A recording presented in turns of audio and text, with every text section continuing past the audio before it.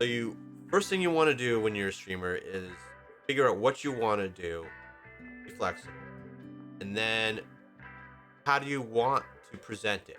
You don't have to stream on Twitch. There are other options. There are at least two other options.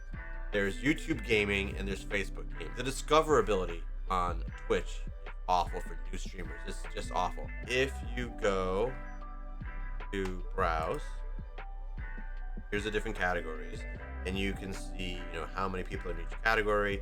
So just chatting at 309,000 viewers. And right now it is sorted by viewers high to low. And it takes a long time to scroll down here.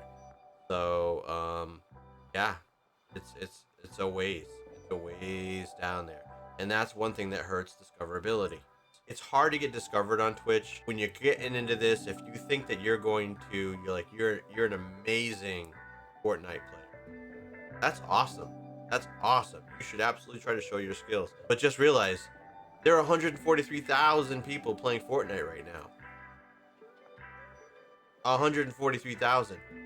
You start streaming to 1, 2, 3 people, no one is going to scroll down far enough to find your channel. No one's going to scroll down that far.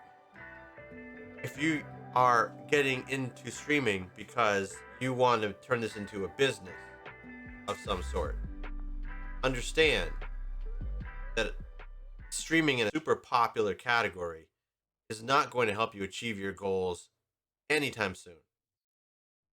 I'm sorry to have to tell you that.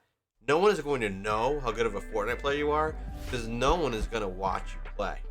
What you got to do is you got to pick a category that is lower in population, but it's still like a game that you want to play.